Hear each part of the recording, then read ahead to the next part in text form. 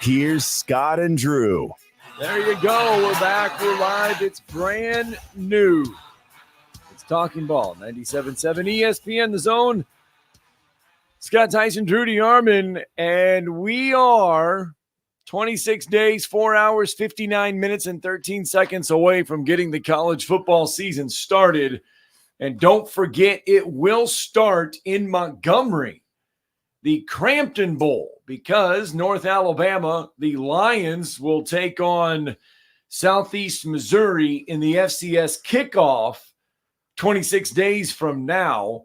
They opened fall camp on Friday. They practiced Friday, Saturday, Sunday. They're off today, and they will have fall camp again tomorrow, will North Alabama. Now we are 31 days away from getting SEC football.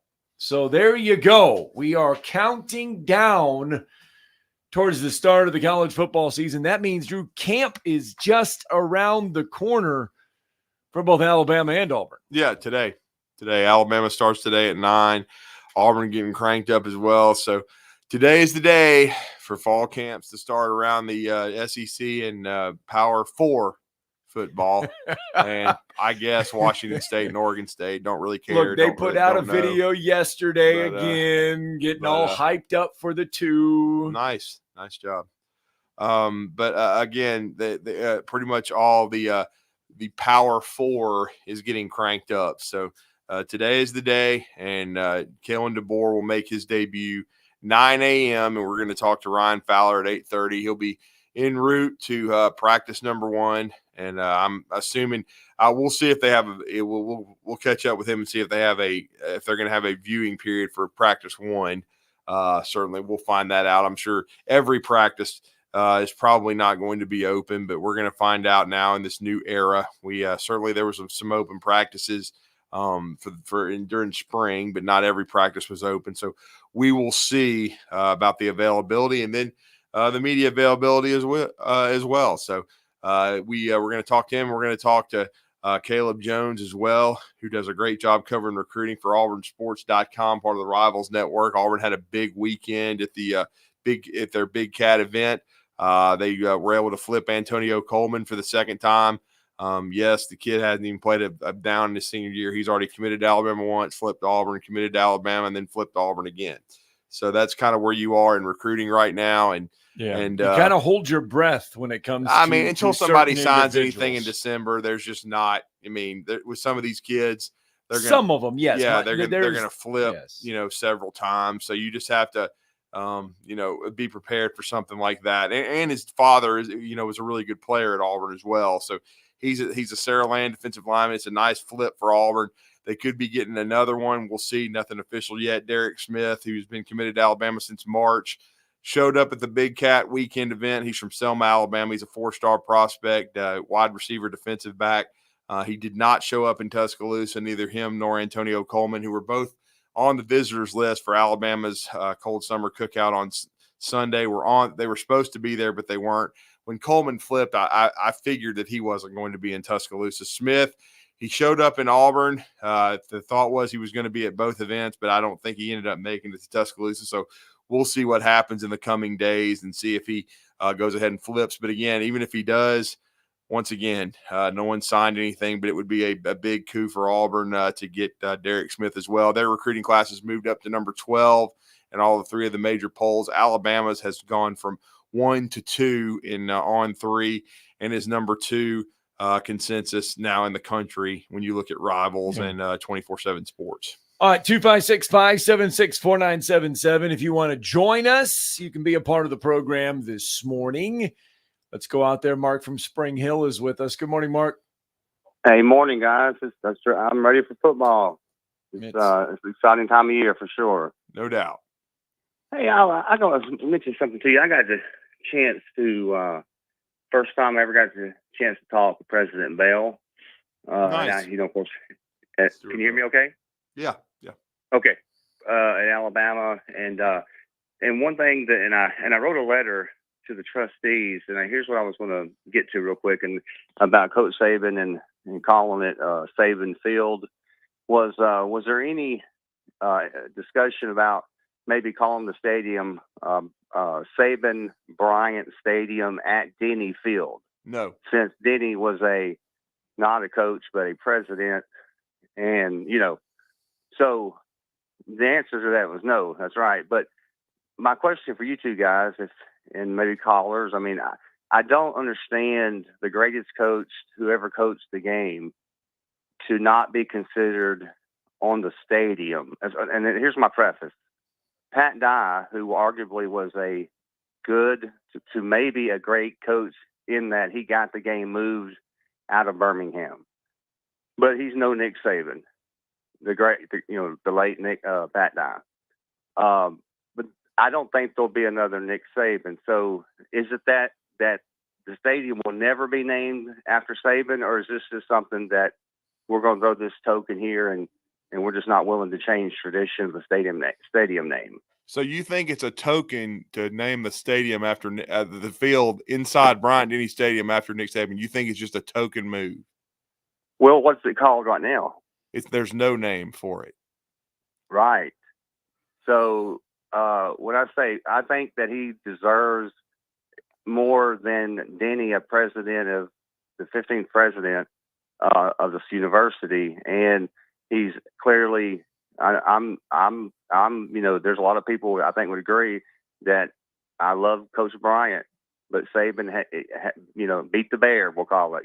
So how do you argue that Saban's not better than the two that's listed now? Look, thanks for the phone call, Mark.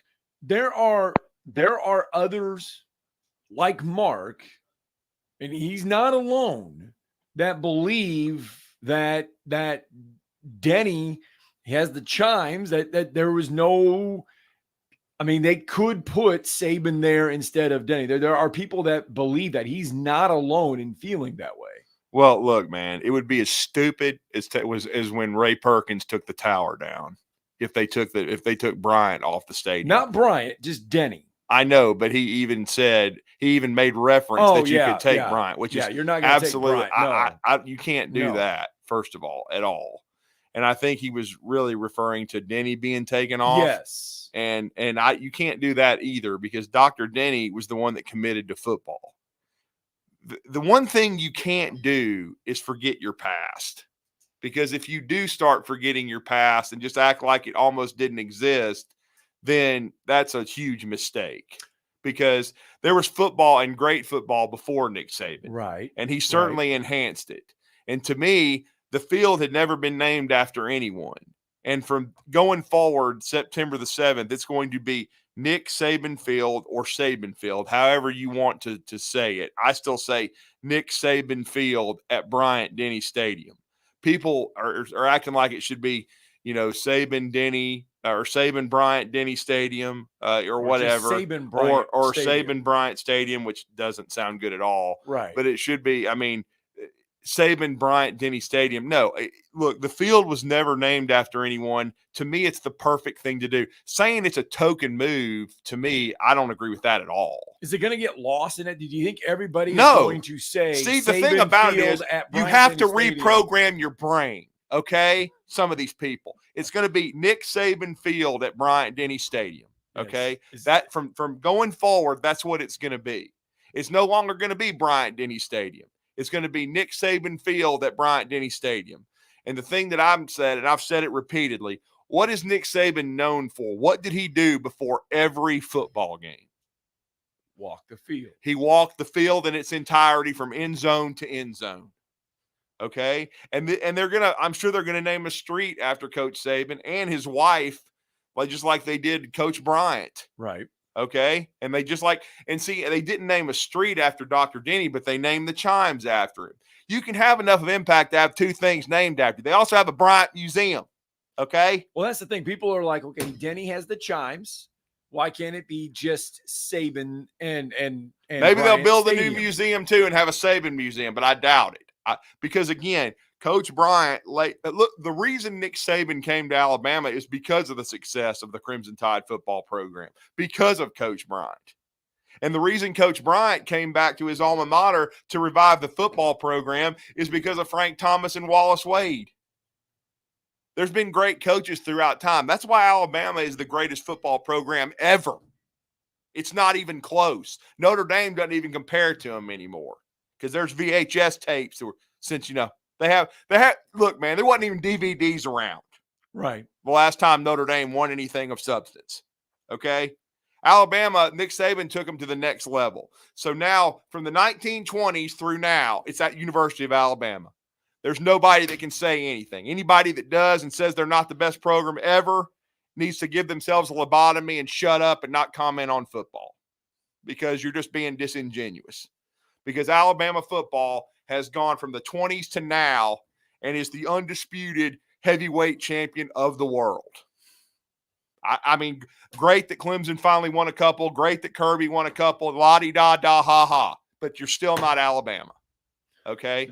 Sorry, but you're not. The standard is Alabama. And so Nick Saban Field at Bryant-Denny Stadium is perfect to me. I always said that's what they would do because they had never named the field after anyone. Well, Nick Saban came along, and and I just think when you look at it, it's apropos, man. I've seen a painting. And my family has it. Yeah, I'll say it. My family has it. My dad and I went to it. His first spring game where they had never had a sellout in a spring game ever. He was down on the field when he acknowledged the crowd, standing on the grass that will now be named after him. So to me, that's not a token. All right? That's, to me, saying that the university's not, doing Nick Saban right because, I just totally disagree with that. I mean, look, man, you can't forget what the guys before him did, what Coach Bryant did and what Dr. Denny did. Some people are trying to kind of shrink the impact Dr. Denny had. He set the table to hire all these coaches to bring them in to be good. He knew football was the way for the University of Alabama to become a brand. Right. Okay. And then Coach Bryant enhanced it. He enhanced what, Coach Wade and Coach Thomas did. And then, of course, we know what Nick Saban did. He took it to the nth level. And to me, his name should be on something. Nick Saban Field, to me, is apropos. It should be because that's just the way things are done now. And Pat Dye, he did a great job at Auburn because he's the first guy that came there and made the Alabama-Auburn series competitive. Yeah, and I don't think you can compare the two situations to say that it's a slight because Auburn named their field Pat Dye Field. It's not a slight to Nick Saban because you're making the field or naming the field after him. You can't compare those two because there's a lot of fields across college football where a lot of these coaches are named after. It's not a slight. No, it's not a slight at all. And because again, Coach Jordan had some success. Yes. Before Coach Bryant got there, and then still had some against Alabama at times, didn't have it extended success, but he had an impact. So they named it Jordan-Hare Stadium because he was there before Coach Dye. But the field at Auburn had never been named after anyone. And the impact Coach Dye had, because Mark just said it, it was a good point. He got the game moved from Birmingham, where it was considered 50-50. He got it moved to Auburn, which had a tremendous impact on the series. He had a lot of success against Alabama. And so they named it Pat Dye Field at Jordan-Hare Stadium. That's fine. Yeah. I don't take that as a slight at Coach Dye either. Well, think about this. Florida, it is in full Steve Spurrier, Florida Field at Ben Hill Griffin Stadium. And there is no question who the greatest coach at Florida is, because without Steve Spurrier, you might give Urban Meyer the 5 years because he won 2 national championships. Right. But before Spurrier and after, it's pretty much toilet. Yes. Okay. They didn't weren't name very the stadium after him. They didn't change the stadium name. They named the field. Never. I'm gonna say it one more time. Never won an SEC championship until Spurrier came along. Ever. And think about how much talent's in the state of Florida. Yes. Spurrier changed the game in the SEC, so they named the field after Coach Spurrier. I don't think that's a slight. I think Coach Spurrier made a huge impact. He changed from student body right, student body left, handoff to the fullback up the middle. He changed it because he started throwing the football. So if you name the field after somebody, I don't know why. There's a field inside a stadium, people. You can't play football without a field. Right. Okay. Right. So, I mean, if you name a field after somebody, that's pretty major if you ask me. I sure as hell wouldn't turn it down and take it as a slight. No. 7:15. Let's get to Brandon real fast. Good morning, Brandon. Speaking of green, my son says, Dad, Snoop Dogg's carrying the torch at the Olympics. And I said, Papa what Snoop. they do? What did they do? Turn the torch into a gigantic blunt? I was like, what in the world? Snoop Dogg has been providing Olympic commentary. It's been pretty cool to watch. He's been hanging out with a lot of the families of the athletes. And I mean, it's been pretty fun to watch. Well, I mean, for most of them families were probably all kids when he was rapping. Yeah. So, I mean, that's just the way it is. He was hanging out. He came on the scene in the early 90s. He was hanging out with Caleb Dressel's wife and their newborn when he won the gold medal, and then he was with the gymnastics, and he's been around, and it's been think about pretty the Chronic. cool. It came out like 90 or 91, man. Yeah. So it's been a minute, as they say now. Has anybody done a better job of reinventing themselves in the third stage of their life than Snoop Dogg? Of course not. Oh, no. He's done a brilliant job being a pitchman, man. He and Martha Stewart cooking together. Yeah, that's all. That is the best. That is the best by far. And now Snoop's going to be, basically sponsoring a bowl game. I mean, come on. Yes, he is. Yeah. Yeah.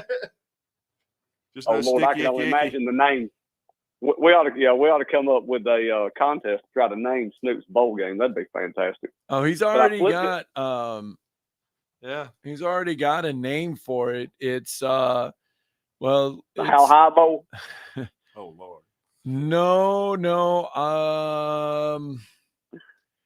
He's in line with he's going to be sponsoring it with Dr. Dre. Right. And the Maui Wowie Bowl. I think it's Arizona, Snoop Dogg Arizona Bowl, presented by Gin and Juice by Dre and Snoop. Right. That's classic.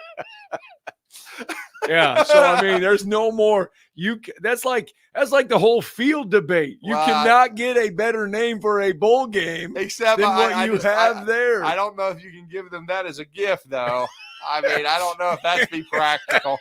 Give them some Gin and Juice as a bowl. I mean, I'm just saying because some of them can't drink. Welcome to the Arizona Bowl. Here's your Gin and Juice.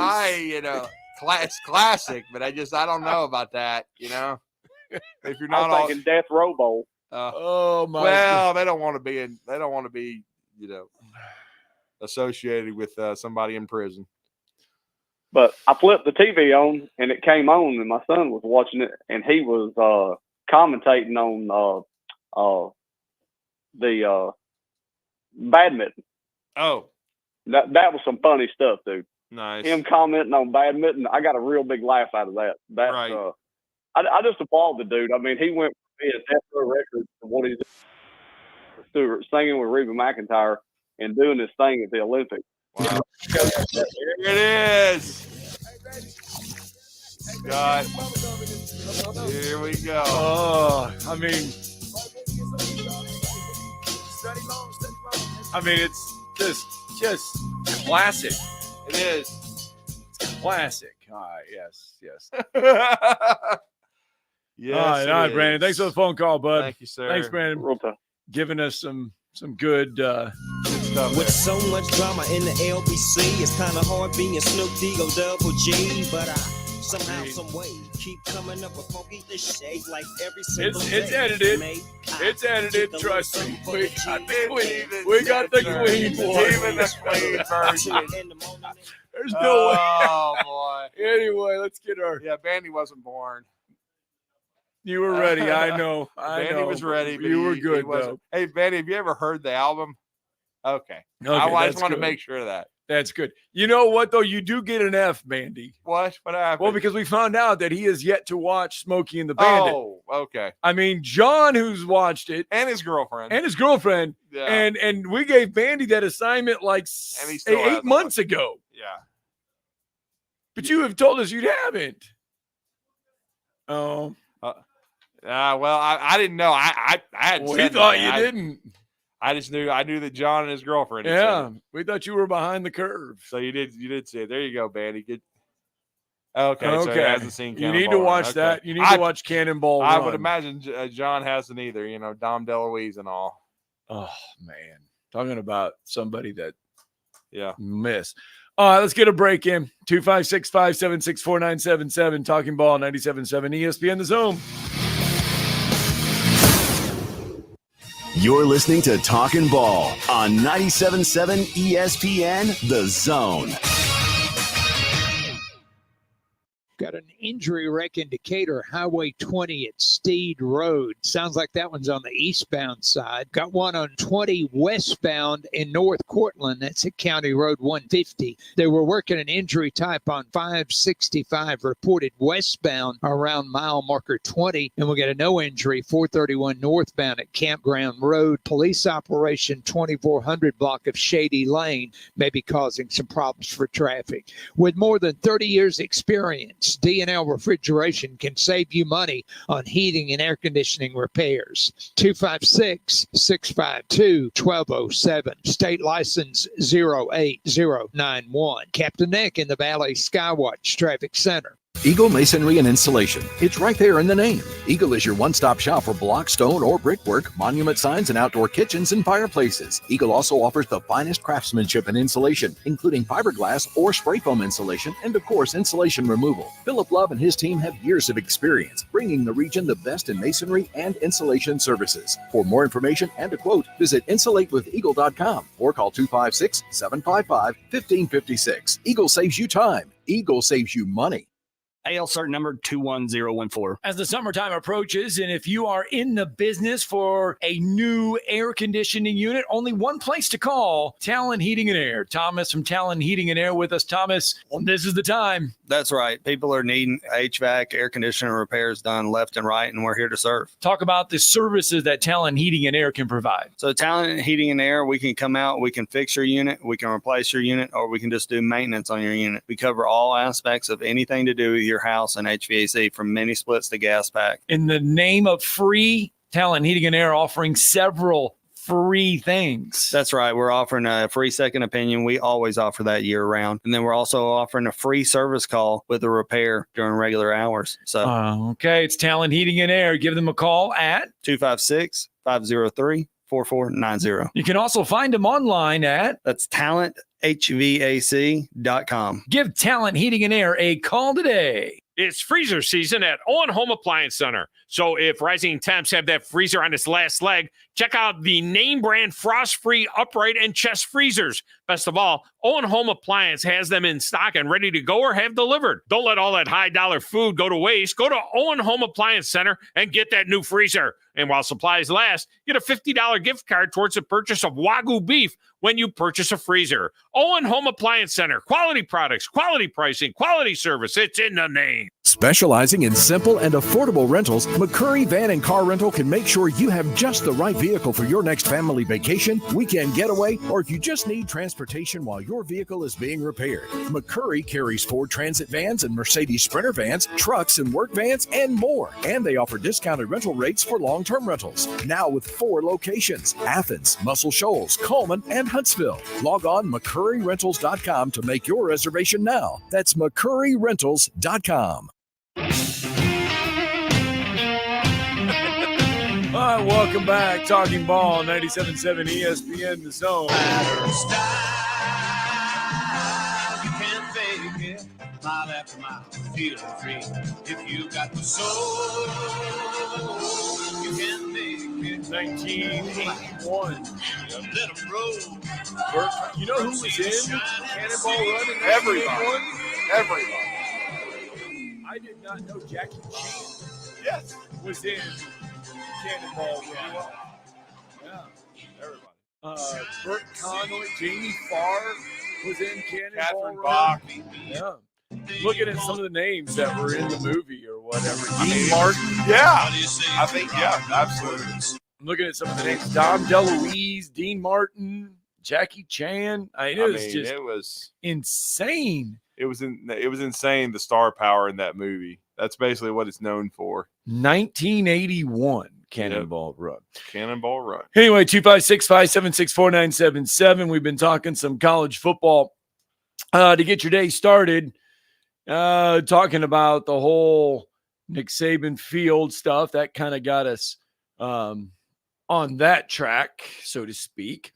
Did you see the article in On 3 Sports from Mark Stoops about Mark Stoops? I did not. Okay. He sat down with Cat Paws's Daryl Bird. Okay. And he shared the current stress about his job right now. Yeah. And he says that he has 100 free agents every 6 months. Talking about football players. Yeah. And he says you don't think there's pressure of raising money to keep them and pay them what they deserve and to help them. And I've done this for 2 to 3 years completely alone. He says, I get no help, none. He says he feels very isolated. He feels very alone. He says, to be honest with you, he says, I don't know how long I can take dealing with this. He says, personally, I can only do so much. I've never felt this kind of stress and pressure. He says, I can't coach the way I want to coach because all I do is raise money or try to raise money. He says, I've got to go meet somebody for a drink or meet somebody for a meeting or dinner or anything or something like that. He goes, or something to raise money 3 to 4 months of my life. He says, it's just reality. He says, you go through all the frustrations and even panic. He goes, how do I raise money? I feel very isolated on how to do it. But if I don't raise it, it doesn't get done. Basically, Mark Stoops went on this article and said basically that Kentucky's collective is doing nothing. He says the 15 Club has been established as a Kentucky football only collective, plays a big role in creating it, but the burden falls on Mark Stoops to get it done. Well, I mean, it's just one of those things where he's sending a message through the article that Kentucky's athletic department needs to get with it. I mean, they need to change with the times and understand what they need to do. They need to have somebody, quote unquote, a general manager under, Mark Stoops that's getting stuff done, that is meeting with people, probably directed by Coach Stoops. Like, you need to meet with this guy, you need to meet with that, you need to meet every day. But that's why you're driving coaches from college football right now and why they have to get this thing fixed, because it's not sustainable to have 100 free agents a year. It's just stupidity. I mean, to have everybody on 1-year contracts, it's just dumb. I mean, right. It's not a feasible way to do things. He says he doesn't want this to turn into, oh, poor me type of thing. Well, I don't think so. He's just telling you the truth. He says, my job has changed. Right. And he feels stress and he feels pressure. Yeah. So I thought it was interesting because now he's making $9 million a year. Let's not misunderstand that for a Kentucky football coach, far and away the most a Kentucky football coach has ever made. But yes, I mean, and other collectives have been more involved. Well, see, that's why I think one of the things they're going to change where, when these collectives were first started, they were working independent of the universities. And that's kind of what Coach Stoops is referring to when he's saying he's getting no help. But I just think they're going to start working lockstep with the universities now and with the coaches and with the athletic department. Because I know Nick Saban, before he retired, he was telling people, hey, we need more money because of, how much people are getting paid. And so, in other words, he was communicating with Alabama's collective, and just saying, hey, Alabama, we need more money. And they've made no bones about it because that's the model right now because of the year-to-year situation. But again, hopefully within a couple of years, some of this is going to change. All right. 256-576-4977. That's the number you can reach us throughout the morning. We do have to get a break in because when we come back, Auburn had Big Cat Weekend. And, boy, hard to forget who started Big Cat Weekend. Trooper and Looper. They did. They did. Gene Chizik back in the day, Curtis Yep. Looper, or Curtis Trooper Looper and Trooper Curtis Taylor. Looper. Yep, Yeah, they did. They all started Big Cat Weekend, and it Certainly survived. It survived the times, and it has. Coming up next, where Caleb Jones will join us. I want to say Caleb Downs. Caleb Jones will join us. We'll recap Big Cat Weekend. Caleb Downs is a suck eye. He will not be joining us. You're listening to Talkin' Ball on 97.7 ESPN, The Zone.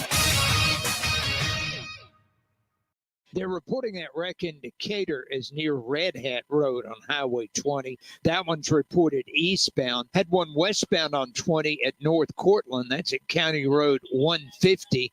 431 northbound at Campground Road still working, and it looks like they've cleared that one. 565 westbound near mile marker 20. Police operations still ongoing. 2400 block of Shady Lane. Need pre-K or child care? The YMCA's Early Education Center offers licensed quality daycare or pre-K 6 weeks to 5 years. YMCAHuntsville.org for more info.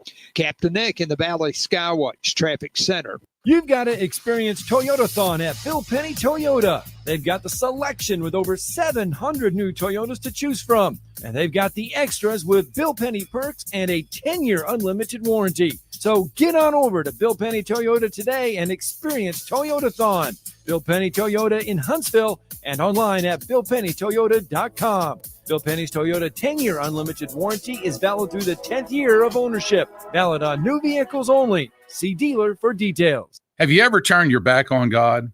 Have you ever absolutely known the right thing to do and just turned around and walked away in disobedience? I know that I have. Aren't we thankful for our great and merciful God who loves us and forgives us and remembers our sin no more? I'm so thankful that his mercies are fresh every day. I need that, and I suspect you do too. Hey, I'm John Dees, pastor of Cross Point Church, and if you're looking for a church home, come see us. We're smack dab across the street from the YMCA in Madison, and check us out at cpcfamily.org. Flying nonstop from Huntsville is a breeze on Breeze Airways. They're nice people flying nice people to nice places on really nice planes. Let's be direct. Nonstop from Huntsville to the places you want to go. Las Vegas, Orlando, or Tampa starting at $49. It's time for a weekend getaway or a long overdue week away. Time to check in using the convenient Breeze app and check out. What are you waiting for? Book today at flybreeze.com. That's flybreeze.com. Breeze Airways. Seriously nice. Welcome back, Talking Ball, 97.7 ESPN, The Zone. Scott Tyson, Drew DeArmond, welcome back into the show. 7:33 on a Monday morning, getting you started here on a Monday. And when we went to break, we were talking and reminiscing a little bit about the fact that Gene Chizik, Trooper Taylor, Curtis Looper, all of them started Big Cat Weekend back in the day. And boy, oh boy, they hit on something because it has stood the test of time. And this weekend it provided and proved to be another big weekend for the Tigers. It did. It was a huge weekend, and they had counted on this to be, with the dead period being several days, and then closing as fall camp gets underway. But Auburn had just a star-studded group in this weekend, and we were going to talk about it with our next guest, who works closely with our great friend Brian Matthews, who has covered the Tigers since 2001. But Caleb Jones, he does a great job as the lead recruiting reporter for AuburnSports.com, part of the Rivals Network, and we were going to have him on to give his thoughts on this recruiting weekend for Auburn, which created them a lot of momentum, got them back to among the top 12 recruiting classes in the country, and they have a lot of momentum within state recruiting right now. And he's with us once again on the Neighbors Wealth Management Hotline. Caleb, you're with Drew and Scott. How are you doing this morning, man? Man, nothing like starting your Monday morning off talking a little bit of Auburn football recruiting. Yeah, I mean, it was a huge weekend for Auburn, and really the start of it was the 2026 class. And, of course, there's a long way to go till they sign in December of 26. But again, Auburn concentrating on building relationships in state, and they had a lot of success as Big Cat Weekend got cranked up on Friday into Saturday. Yeah, you mentioned that 26 class and then building those relationships in state. I think it's important to note that these aren't just, any guys that are in state. These are some of the elite playmakers that are, in this class kind of across the nation. Yeah, there it is, and including one in our own backyard. And it was rumored he was going to commit from Mae Jemison High School. I've watched him play both on the gridiron and on the basketball court. He certainly passes the look test. Plays for Coach Rico White, who we just had a chance to catch up with last week. A week ago today, we had our media day over at the Trash Panda Stadium, our second annual high school football media day from Madison County, presented by Fleming Roofing and Restoration. That's Hezekiah Harris, and he committed to Auburn and kind of got that ball rolling. Caleb. Yeah, he was one of the first to commit to Auburn. Big frame, about 6'5", defensive end, and just it's a good pickup for Auburn. I believe Rivals, we have him listed as, I think, the number 101 player just overall in the country. Right. So it's a big pickup for Auburn and the Tigers. It is.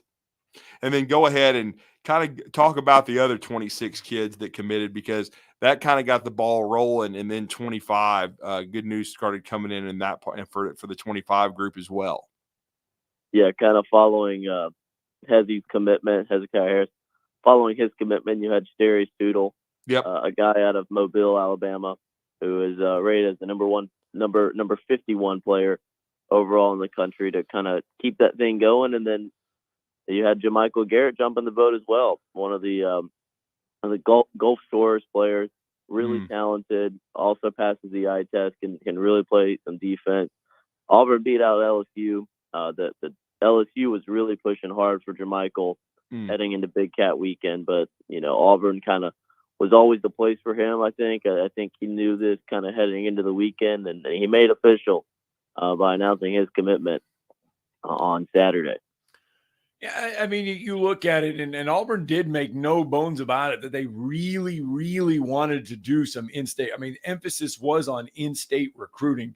When you see the results and you see the in-state kids recruiting, I mean, Hugh Freeze, they have to be happy with how things are trending right now. Yeah, I think they are over the moon with how things went this weekend. I don't think it could have gone better. I think it was like you kind of mentioned earlier, it was a huge success, man. They not only hosted a ton of prospects, but a lot of these guys were from the state of Alabama. A lot of these are the top guys in the 26 class from Alabama. They have made this state a huge priority in their recruiting, process, as far as, okay, who do we want to target? Who do we want to build those relationships with? They're building from the ground up. They're building from the state, which is huge. There's a ton of talent across the state. Yeah, there really is. And of course, one of the things they did before Big Cat weekend, and this didn't surprise me at all. Actually, the thing that surprised me was he committed to Penn State out of the gate. But as we've said, none of these kids are locked in until they sign in December. But they got Alvin Henderson from Elba, Alabama, flipped, and that didn't surprise me in one iota. And then the crazy journey for Antonio Coleman, who was slated to be at both Alabama and Auburn. He only made the trip to Auburn, and then he goes ahead and flips back to the Tigers. I mean, I've been following recruiting since the late 80s. I haven't seen anything this crazy when you talk about a kid that his father played at Auburn, but he commits to Alabama, he flips to Auburn, then reflips to Alabama. Now he's reflipped to Auburn again. It's been a crazy journey. Yeah, no doubt. I've only been covering recruiting for, a couple of years now. Right. But I don't know if I will ever see anything quite like this ever again. Maybe I will. I don't know. It's changing. The recruiting, the whole recruiting thing is changing a little bit with NIL and everything like that. But I mean, to flip 3 times is pretty crazy. But in the end, Auburn, it appears that that's the school that Antonio is going to sign with, at least for now. I don't expect him. I don't think there's a great chance that he flips back to Alabama or anything like that. I think that one seems like it's pretty much over. But I mean, it's like you mentioned, Auburn's done some good news and done some good things, flipping guys like Antonio Coleman, and then Alvin Henderson was a huge one from Penn State. You mentioned him earlier. I think that was a guy that when he initially committed to Penn State, it was like, okay, let's see how long that lasts, because I think that was a guy that Derek Nix and Hugh Freeze, they were going to get no matter what. They were going to that was a huge target for them. That was somebody that you cannot lose out on, and he's proved to be a huge asset to this class, not only because of his skill, but I mean he's a little bit of a recruiter himself. He is very active on social media. He's very close with a lot of these guys that Auburn likes, and he's going to get them. Auburn is locked when it comes to place kickers. I mean, they've got that covered for the next 4 or 5 years. Now, over the weekend, though, they really solidified the punting game by picking up a 5-star punter. Oh, yeah. John Allen McGuire coming out of Thompson High School. His brother Evan played at Auburn. Auburn's Tanner Burns did a nice job in his recruitment. It was going to be Auburn or Florida State for John McGuire, and this kid can boom it. We were talking to him over the weekend. He said his range is about 55 yards in the air for a punt is kind of his personal best. He also can kick field goals if you need him to. Like you said, the place kicking situation is pretty much taken care of with Alex McPherson and Towns Magoo. That's an incredible room. But yeah, Auburn really bolstered its special teams unit kind of heading into next season. With the addition of John McGuire. And then what's next on the horizon? I know there's a lot of buzz out there about what Derek Smith may do. Yeah, there's not just with Derek Smith. There's a couple other guys that you look at their decision dates in the upcoming week. Yeah, and it's going to be an interesting time for Auburn. Because these are a lot of guys that have been on the board for a while. They're top guys. So it's like you said, Derek Smith's going to have a decision to make. Is he going to stick with his Alabama commitment? Does he flip to Auburn? Sam Turner, the Georgia Tech wide receiver, also has that same decision to make after a really good Big Cat weekend. And then today is the decision date. Today's the decision time for Anquan Fegans out of Thompson. So that'll be up in Birmingham. I'm going to head up there tonight, actually, to kind of cover that and see where Anquan decides to go.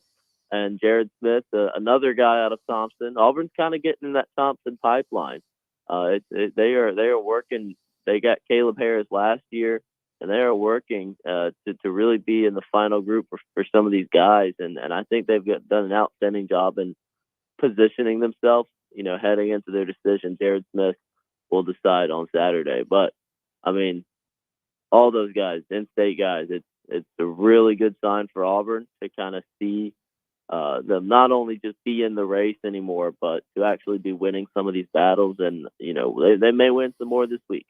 Well, and with Antoine Fagans, did he make it to Big Cat weekend? I know he was on the list so for Alabama's cookout. I wasn't sure which if he ended up going to both events or where did he end up attending this weekend, Caleb? Yeah, he was at both events. Oh, okay, so he did go to both. I know I saw him on both lists, and I know Auburn has felt good for a while about Fagans, who's, of course, brother Traquan was a former Alabama player, transferred to USC, and is now playing for Gus Malzahn at UCF. Right, yep. And then Jared Smith, he's the young man who had transferred from Spain Park. I know he transferred last year, and this will be his first full year with Thompson. And I know South Carolina was getting a lot of buzz for a while, but it seems as though Auburn has made a big push lately. Yeah, Auburn's made a big push for him. Kind of their message is kind of what we've been talking about all morning, which is, hey man, stay in state, play for your people. Yeah, sounds like so. It's really an interesting time right now. Auburn doing a great job both with the 25 class and the 26. They've got early on, very early, the number one class in the 26 cycle. And right now, I believe the number 12, according to Rivals.com, when it comes to the recruiting class for the Auburn Tigers. I know we talked about Jared Smith. I know we talked about Fagans. And then Derek Smith will be making his decision probably within the next several days, whether he's going to stick with Alabama or flip to Auburn. I know he was it was a great sign that he was on the Plains this weekend. Is there any other guys that are going to make decisions in the coming days, or is it going to be, maybe on into September before we start getting more news for the Tigers? Man, with with recruiting, especially after a big weekend like Big Cat, you never truly know. Right. Sometimes, man, you never know when somebody will go and tweet out a graphic, and you're like, oh, hey, look at that. I think you got the decision dates coming up for those guys. You really just kind of gonna have to feel it out for some of these others. You got some other schools pushing. I know for a guy like Usman Chroma, he may have a decision. August 10th is kind of a date that he's thought about, but it's also one of those things where, if he's not ready to make that decision, if he's not, 100% confident in, what school he wants to go to, that's going to drag out into the fall a little bit longer. So it's a long process. As Sam Turner, the Georgia Tech wide receiver, had a great quote about it. It's not just a decision for the next 4 years for him. It's a decision for the next 40. I mean, this is going to change these kids' lives. This is setting them up, for their future. So it's a tough decision, and I think you're going to see some kids maybe, make that decision within the next week, and then maybe some other guys just kind of, wait it out and wait a little bit longer to make sure that they make the best decision possible. Well, how high can this class climb then in the rankings if everything falls into place? Man, if everything falls into its place, I do think that you can see this 2025 class push for a top 5 spot. It's going to be tough. They're going to have to pull some guys, no doubt. I mean, there's still some elite talent still on the board, still kind of up in the air, still available. And if you win those battles, if you're Auburn, you're going to start climbing toward that top 5 class ranking. But yeah, just keep building that 26 class as well. Well, and then I know Hugh Freeze, they had a top 10 class last year. He's wanting to stack a couple more top 10 classes, and it looks like he's well on his way to doing that at the very least. Yeah, I don't have any doubts that I think this class will end up in the top 10, just based off everything that happened this weekend and where they position themselves with some elite guys. I think this is a top 10 class in the making, and I like I said, I do think you'll see it push top 5 even. Well, great stuff. Thanks, Caleb. We appreciate the intel and the time. Let everybody know how to connect with you over at auburnsports.com and your recruiting coverage. Yeah, absolutely. If you want to hear more about Auburn football recruiting, Auburn football, basketball, baseball, softball, we got it all. We're over on auburnsports.com, part of the Rivals Network. We also have a weekly podcast called The Rundown. It's on Spotify, Apple, wherever you find your podcast. Be sure to check that out. I'm also on Twitter at CalebJ_Rivals. Go over there, give me a follow. I'll be putting out a bunch of content over the next couple of weeks for Auburn football recruiting. All right, man. We appreciate it. Thank you, sir. Thank you, guys. Let's get a break in. When we come back and wrap up hour 1, Talking Ball, 97.7 ESPN The Zone.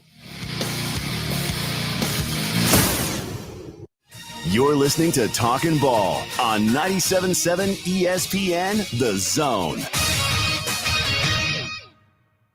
That wreck indicator on Highway 20 is closer to Red Hat Road. That one had an injury involved. Still may be trying to clear one in North Cortland. That one's 20 westbound at County Road 150. And they're still showing 431 in Campground. It should be clear pretty quick. Still got a police operation 2400 block of Shady Lane. No hose, no mask. You could ask Dr. Sandman, that's Dr. Sandlin, for the medically proven benefits of the Somnodent for sleep apnea and for snoring. Dr. Sandlin, 350-CARE. Captain Nick in the Valley Skywatch Traffic Center. T-minus 3, 2, 1. Blast off. There's a new, more convenient way to gear up with the Trash Pandas. The Trash Pandas store on Hughes Road has all the hottest Trash Pandas merchandise. Plus, enjoy free Trash Pandas morning autograph sessions before each Saturday home game through August.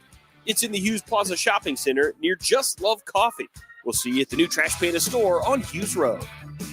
Let's rock it. You need a lawyer and pick up the phone. I'm attorney Gary Lackey. When you call for a lawyer, where does that phone ring? It might be in a call center somewhere, maybe 100 miles away, but my phone rings in my office. The Lackey Law Firm. I'm attorney Justin Lackey. My phone rings in my office too. So does mine. I'm attorney Jennifer Lackey. And when you've been hurt and need help, we're here. We're the ones who take your call. And get what you deserve. You want to talk to your lawyer. You don't want to reach a call center. With the Lackey Law Firm, that never happens. The Lackey Law Firm. And this is the most important part. We'll treat you like family because that's exactly what we are. The Lackey Law Firm. And I'll go you one better. If you can't come to us, we'll come to you. The Lackey Law Firm. The Lackey Law Family. 1-800-4-RIGHTS. No representation is made that the quality of the legal services to be performed is greater than the quality of legal services performed by other lawyers. Normally, when you call a roofing company, all you hear is, you need a new roof. Not when you call Fleming Roofing and Restoration. Since 1965, the folks at Fleming have been focused on what you need, whether it's an easy repair or a full roof replacement, commercial or residential. And when it comes to storm damage, you want Fleming on your side. They know all the ins and outs of insurance claims and will guide you through the entire process. Log on FlemingHSV.com and book your free estimate today. Fleming Roofing and Restoration. We show up. Tom Luganville here for my friends at Woody Anderson Ford. Bobby White and his team take great pride in their service department, and you can see it the moment you walk into those beautiful new service lanes. And just like a championship team, they all work together to make sure your experience is second to none, whether you drive a Ford or not. Also, check out the gold certified pre-owned inventory at Woody Anderson Ford for great deals every day. Stop by and see them at Jordan and Sparkman or at Woody Anderson of Madison on Hughes Road, or visit WoodyAndersonFord.com. This segment of Talkin' Ball is brought to you by University Kia, the #1 volume Kia dealer in the state of Alabama. Located online at universitykia.com. Back, Talking Ball 97.7 ESPN The Zone. Talking Ball 97.7 ESPN The Zone. Scott Tyson, Drew DeArmond. You say Jeff from the Borough is with us? Yes. Yep, let's go to Jeff. Good morning, Jeff. What's up, Jeff? How you doing, guys? Good, man. I was going to say, Drew, I was going to ask you, do you think the Braves are going to hang on that wild card race? Hard to say because, I mean, they had a good weekend against the Mets, but especially the last two games. But a lot of it may depend on how Lopez is. He went out. He had to come out in the third inning with forearm tightness. Sometimes that means Tommy John. Hopefully not in this case. Hopefully it's just a hiccup. But, I mean, they've had so many injuries and had to go to so many young pitchers. It's already hard enough to get a starting pitcher of quality in the trade deadline because everybody wants them.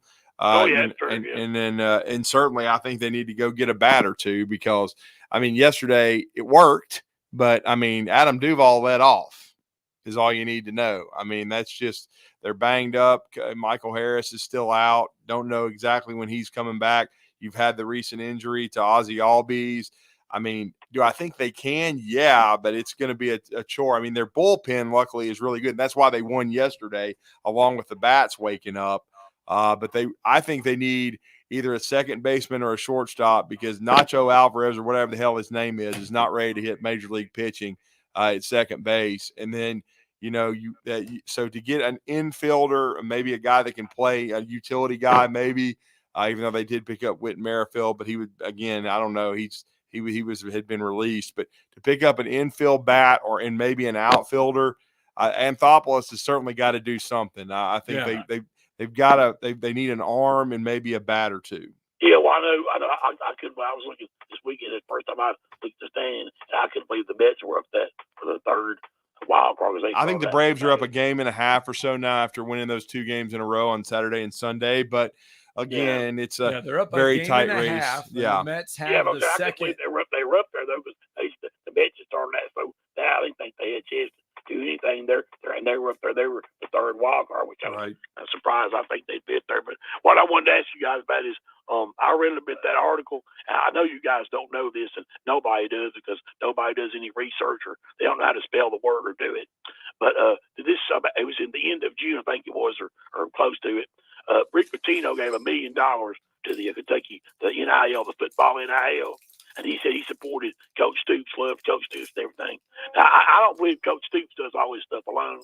I don't think he's out there in a weird going, well, okay, give me some money if you don't, but I'm just out here. I don't think he's out here doing it alone with Dick. Why did he say he was out there? I don't know what he said. Probably to get people to read it, clicks. I don't know why he said it.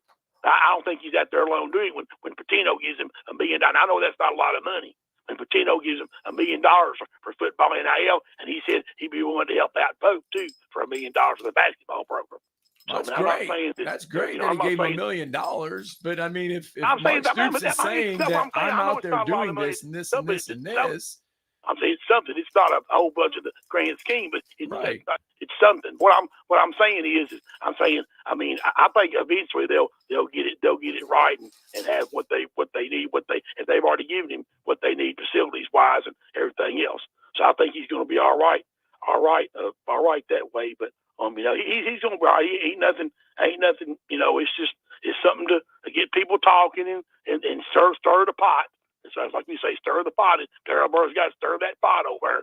Let's stir a pot down. See if we can. How's it stirring the pot when Stoops said it? I'm just asking that question. That's what I'm saying too. If Stoops says he's out here doing all of this, because we're just reading what we were just going over what he said. Physically, Mark Stoops' comments. Why they would even talk to him about put the article out? I don't know. Maybe they're just trying to, you know. Like I said, it's just clicks. I don't know, but I'm gonna say I just don't believe that myself. Now maybe he is. I hope not. But maybe, I don't know. But I'll just say this tonight in Freedom Hall. They're probably going to have. I know y'all haven't watched that TBT tournament, but hell no.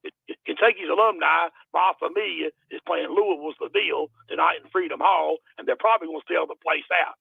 I talked to somebody last week. Probably will. They said they'd already sold the lower bowl. They've already upper decks and stuff for basketball. But I'm saying that's a deal. But I'm just saying. You know, they're going to be all right. They're going to be all right football-wise. And I can promise you this. When they go to the Swamp in September, whenever they play Florida, they'll be an underdog, I can promise you. You know, they've won 3 in a row.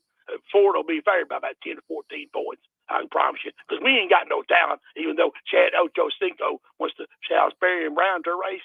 Come on up to Lexington. He'll beat your ass. Come on. Okay, he's Pearl Cone. He's Nashville 10. So come on, Ochocinco. You 38-year-old man. See if you can beat a 20-year-old. Because you couldn't even beat me. But West beat Berry and Brown. So y'all holler at you, baby. We'll see y'all. Thanks. So he called his own coach a liar. He called his own coach a liar. That's exactly what Jeff just did. He can't sit there and say he didn't. We sat there and we listened to it. We let him talk. And we do. We let him talk on this show. I don't believe Mark Stoops. I don't believe he said just trying. He said they're just trying to generate clicks. Though the whole thing was what Stoops said. It wasn't what they didn't like twist his words or anything. No, I read verbatim what Coach Stoops said in the article. And I said that's why a lot of these highly paid coaches, it's what's driving them from the sport because what they're having to do on a daily basis. It's not trying to generate clicks. It's telling the truth. No, it is. And that's why a lot of people liked coaching college football over pro football because you recruited, you developed. And in the NFL, there's multi-year contracts, so at least you don't have to friggin' put up with this every year. Well, in some states, high school now is the lone wolf. Yeah, they are. High school is the only sport in some states. I know this is a shock, but Caleb Holt signed with Clutch Sports. I mean, if you've been paying attention, you're not surprised by that. Nope. I mean, you know. Hour 2 coming up next. High school sports in some states is still pure. Alabama is one of them, by the way. We don't have NIL for high school kids. You got some news coming out of Huntsville High, though. Let's get a break. Another commitment. We'll fill you in. Hour 2 kicks off next.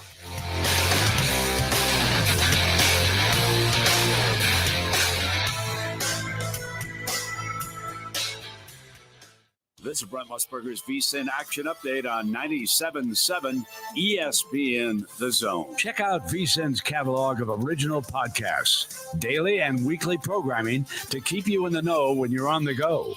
Only at VSIN.com. Now, here are the latest lines from my guys in the desert. Team USA women's basketball opens up their Olympic schedule today when they take on Japan. The women's team competing in Group C. The men's team opened up group play with a 110-84 victory over Serbia. Kevin Durant led the scoring for Team USA with 23. Anthony Edwards and Steph Curry had 11 each. Group play for the Americans continues on Wednesday. It's a 3 Eastern start against South Sudan. U.S. women's soccer is advanced to the quarterfinal stage. They beat Germany 4-1 on Sunday. They played their final group stage match against Australia this Wednesday. The U.S. men are the favorite for the gold at -600. The U.S. women -5,000 to win Group C. Women's soccer +160 to win the gold. Get the latest lines and more at vsin.com. WZZN, Union Grove, Huntsville, Alabama. 97.7 ESPN, The Zone.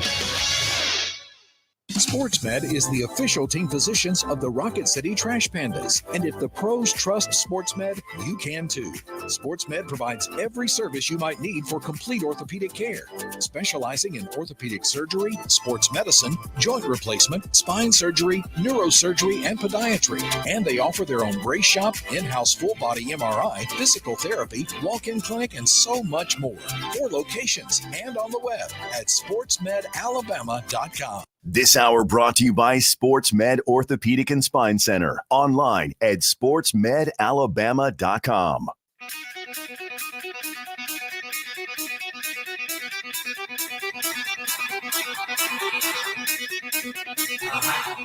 Welcome to Talkin' Ball with Scott Tyson and Drew DeArmond. Call into the Neighbors Wealth Management Hotline now, 256-576-4977. That's 256-576-4977. Now, here's Scott and Drew. There you go. Hour 2 brought to you by SportsMed Orthopedic Surgery and Spine Center, dedicated to providing care that improves lives. 256-881-5151. You too can experience the SportsMed difference. SportsMed Orthopedic Surgery and Spine Center. What was the Huntsville High news? Yeah, big news, and I'm very proud of him. Proud for his family there because they're just such great people. But it's funny, and it's great to be a part of it because when Huntsville High went to Lake Point again this year, Georgia, for the NCAA evaluation period, Braden Rivers had several mid-major Division I offers, but it was kind of funny. He had a little bit of a wrist issue, which had affected his shooting some, but he played as good a basketball without scoring as he's played as a high school player. I thought he did a great job rebounding, defending, doing little things, getting deflections, playing hard on both ends of the floor. And then his shot started coming around because, again, he had jammed his wrist, so it had to heal up a little bit by the end of that trip. But he really caught the eye of UNC Asheville, which is a really good mid-major basketball program. They were here in Huntsville this past year, taking on Auburn at the VBC. Yep. And they've been a mid-major powerhouse. They've gone to several NCAA tournaments. And one of their assistant coaches just really took a liking to Braden and really loved the way he played, how hard he played, his athleticism, his size. And he just and first of all, he also has impeccable character, as I told the coach. I mean, when you talk about his academics and what he's done on that away from the court, and then his intangibles and what he brings to the basketball court, he has a ton of potential. And he ended up getting an offer during that week. The head coach, Mike Morrell, he ended up contacting Christian Schweers and letting him know that they really love Braden, and they offered him. And then he got done with his AAU stuff in this July. That just wrapped up as well as far as on the circuit. He finished up with Pro One and Danny Servik and those guys and had a really good summer. And he went on an official visit just in the last several days during the summer before school started back at UNC Asheville, and then decided to go public with his commitment last night.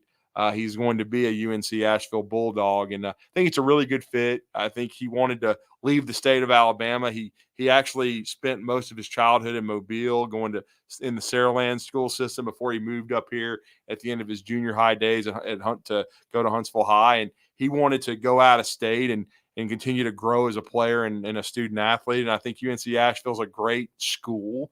I've been to the city because, Scott, if you remember, in the G League. It was the D League back then.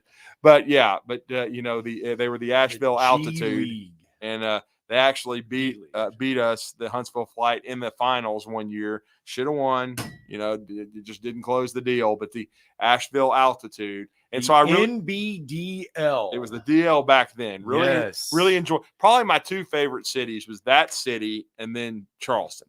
Charleston was a beautiful city, but it's a great city, and I think it's a great opportunity for Braden Rivers. And he's just an A1 young man, and his best basketball is still ahead of him. I think he can have a huge senior year, but what a great opportunity for him and his family to play Division I basketball for UNC Asheville.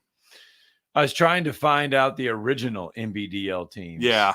And the Roanoke Dazzle. It would not show me, really? Even when I Google it. I was like, Google the original NBDL teams, and it would not pull it up. Anyway, I don't know. North Charleston Low Gators. Okay. Huntsville Flight. Here we go. Let's see. Mobile Revelers. The Greenville Groove. Yep, the Greenville Groove. North Charleston Low Gators. Yep. Let's see if I can. Southwest Basketball, the Albuquerque Thunderbirds, Austin Toros, Fort Wayne Flyers. Those were the second coming when a lot of them relocated. That was the 05-17 one. Right. 01 is when it started. It just says the Fayetteville Patriots, South Carolina, Alabama, Georgia, North Carolina, and Virginia. I was just trying to find out the original teams, and they don't have them. They didn't have them all Fayetteville listed. Patriots was another one. Yeah. Anyway, 256-576-4977. Just trying. But that's three of them now for Huntsville that have committed in the last few weeks. We talked about J.D. Gossett committing to Lenny Acuff and of course Lipscomb. And, Josh Bowman, whose sister Emily Bowman first signed with Vandy and now has had a great career at Samford. Josh has committed to Chattanooga, which is the former stomping grounds of course, our good friend John Schulman. Chattanooga had recently offered Josh. He went on a visit and he is committed. So there's three different Division I commitments now for Huntsville High, three different places, three great opportunities for these young people because Josh had a really good summer as well. Especially the way he finished and the way he played over at Lake Point. And that's kind of where I think that it had already kind of begun, but then it really amped up for him with Chattanooga. And he got several offers, several mid-major Division I offers before he decided to commit to the Mocs. So Chattanooga Mocs, really good history as a mid-major program. And don't forget, that's where, of course, Jack Costal is going to play his final year as well after transferring from UAH. All right, so here we go. The North Charleston Low Gators. Right. Okay, I can give you if you'll just give me the names, I think I can remember most of the logos. Mobile. Revelers. Yep. And then you had the Roanoke. Dazzle. You had the Columbus. Columbus. Dang it. River Dogs. No. Yeah, River Dogs. Yes. Okay. Yes. Thought I got it. Yes, you got that one right. And then you had the Fayetteville Patriots. Yep. The Greenville Groove. You are spitting fire this morning. Asheville Altitude. Yep. And I believe that was it. That was all that there were in the original. Yeah, the River Dogs almost got me. Yeah. Yeah. But anyway, that's a stroll down memory lane. Oh, it is. Right there. It is. Wow. 2001, by the way. NBDL, National Basketball Development League. Yep. Anyway, so did you guys? I saw this story about Ra Thomas. Oh Lord, we talked a little bit about it last week. Did you talk a little bit about it? A little bit. I mean, all I'll say is, dude is just like, I know Kirby Smart. It's not much. It's less about Ra than it is more about Kirby Smart coming off the heels of the SEC media days. But I mean, I know they've had, but this dude is just like perennially in trouble. Yeah. All right. Not just one situation. He was, and then we also pointed out on the show last week, he'd been in trouble at Mississippi State too. So I just wonder what his long-term future is. I know you can find him, you can do all that stuff, but he can't seem to stay out of trouble. Is he more trouble than he's worth is what I'm saying. Right. Right. So we mentioned that college football, we mentioned that we are 26 days away from college football, 31 days away from SEC football getting started. And if you're looking for something to keep you occupied this season, keep in mind that on September 1st, you will get LSU versus USC, which is going to be a fantastic matchup. Alabama at Wisconsin on September 14th. These are some games just to keep in mind. Missouri at Alabama on October 26th. Florida State at Miami on October 26th. So the October 26th is going to be a well-viewed day. Florida State is at Notre Dame, a game that a lot of people aren't thinking about. Florida State at Notre Dame on November 9th. That could be very intriguing for a lot of reasons. NC State is at Clemson on September 28th. Clemson versus Georgia, August 31st. Alabama at Tennessee on October 19th. Ole Miss is at LSU on October 12th. And then Tennessee's at Georgia, November 16th. You got Alabama at LSU on November 9th. These are some games to keep in mind as the season gets closer. Texas at Michigan on September 7th. And then Georgia at Alabama on September 28th.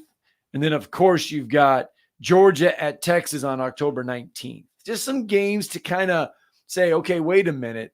This college football season is getting closer, but there's some big monster games on this schedule that is going to test these teams, but it's also going to test the committee on strength of schedule when it comes to playoffs. Well, Steve Moulton does not think Texas is going to have one problem going into the SEC because he picked them to win it.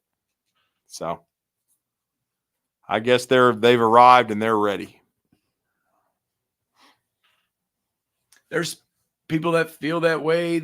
I mean, I picked them to finish third, but so the top three. But if Texas did not make the playoffs last year, if Texas would have not made the playoffs, if they had gone 8-4, there's nobody even picking them in the top 5. That's where I'm going with that right now. I mean, if they did not make the playoffs last year, is because Texas coming getting off this an 8-5. much attention this year? And they beat Alabama. Now people are sort of forgetting that they fell flat and Kalen DeBoer whipped their ass. But I mean, it is what it is. And they do have a good roster back, even though they did lose, a lot of talent at running back, wide receiver, and tight end. But they've also mined the portal for the talent at those positions and signed good players. So, and you have Steve Sarkisian, who should be an outstanding, offensive mind. It is. So, and the biggest piece, you have your quarterback back, and you have a backup quarterback who I think is going to be a fine player in Arch Manning. Right. So, I mean, they have, and then they have a much better offensive line situation, and you have to credit Sark and Kyle Flood there for since they got to Austin to rebuilding the offensive line. Last year, by the way, in case you were saying, you mentioned Kalen DeBoer, and they made Texas look bad in the playoffs. Texas ranked 116th last season in pass defense. Texas allowed over 254 yards per contest. Michael Penix threw for 420 yards, completed 76% of his passes in that bowl game last season. Yeah. That was a weakness for Texas. Yeah, you don't just go secondary. out and fix that. Yeah, the secondary was a weakness, and Sark said so when he was deep in the heart of overrated. I mean, when he said the getting off the field on defense and giving up too many big plays and struggling in the secondary was going to be a big question and what they needed to fix. Right. Because when they lost games, think about what Oklahoma did to them when beating them in the Red River game, because they were able to throw the football and make big plays against Texas. And so I just think, and then Alabama to a degree, certainly Texas ended up winning the game on the line of scrimmage and running the football, but that's how Alabama, don't forget, Alabama was ahead going into the fourth quarter. Texas had a huge fourth quarter. Alabama was leading because they made big plays throwing the football. It's just they also had turnovers that Texas took full advantage of, and Texas did not turn the football over, which is the way you win on the road. But again, I think Texas can be good? Yes. But do I expect them to win the SEC in year one? Hell no, I don't. I think their schedule's too tough. And I want to see them navigate a schedule when they come out flat half the time in the piss 12. And that's what it was. Okay? That's what the Big 12 is. It's a pissant conference. And they come out flat half the time and find a way to beat podunks like Houston. Well, they got some podunks on the schedule this year, though. Colorado State. Michigan is going to be a tough one. But then it's UTSA, Texas San Antonio. You got ULM, Mississippi Baylor wasn't State. any good last year. Baylor almost beat them. You got Mississippi State at home. And then Oklahoma, neutral site game. But then Georgia's in Austin. That's a tough one. Okay. Oh, that's one of their biggest games. If you lose that one, okay, you lose it.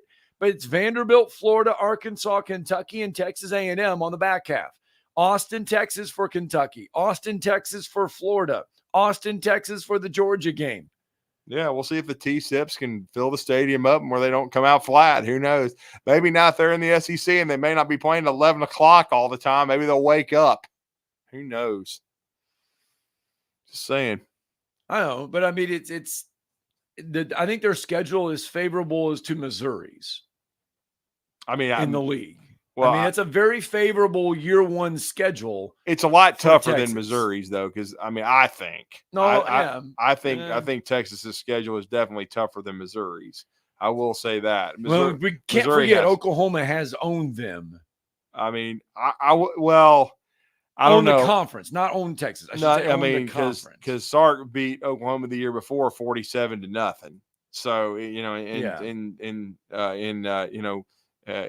his first year, in Venable's first year, Texas. So hadn't exactly owned them, but I'm just saying the conference slate in the Big 12 is not nearly as tough as the SEC is going to be. Now, I think Stark has been recruiting and trying to prepare Texas for this. But there's one thing about preparing them and then going through it, officially. In other words, seeing how tough it is. All right. And so I don't care what any Big 12 fan tells me. You can't compare the two conferences. It's not even because guess what? If it was as good as the SEC, they'd have a TV deal like the SEC, and Oklahoma and Texas wouldn't be saying sayonara and see you later. And then if they got one phone call, Kansas wouldn't be running naked over here. Because they would absolutely be running naked over to the SEC. There is no question. At 8:16 on a Monday morning, we have only begun. We've still got 45 minutes left of entertainment radio. Sports talk radio as well. Let's get a break in, shall we? More talking ball when we return.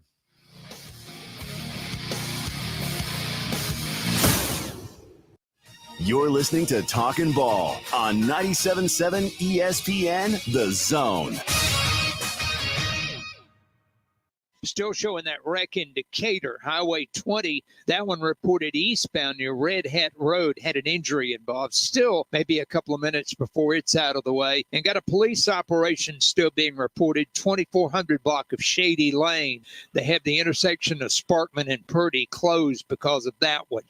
Expert heart care backed by advanced technology. When you need cardiac care, you need the heart doctor. Dr. Randall Burns and the team at Huntsville Heart Specialists on Bob Wallace Avenue. Captain Nick in the Valley Skywatch Traffic Center. You've got to experience Toyotathon at Bill Penny Toyota. They've got the selection with over 700 new Toyotas to choose from. And they've got the extras with Bill Penny perks and a 10-year unlimited warranty. So get on over to Bill Penny Toyota today and experience Toyotathon. Bill Penny Toyota in Huntsville and online at BillPennyToyota.com. Bill Penny's Toyota 10-year unlimited warranty is valid through the 10th year of ownership. Valid on new vehicles only. See dealer for details. You don't have to go somewhere else just so you can go somewhere new.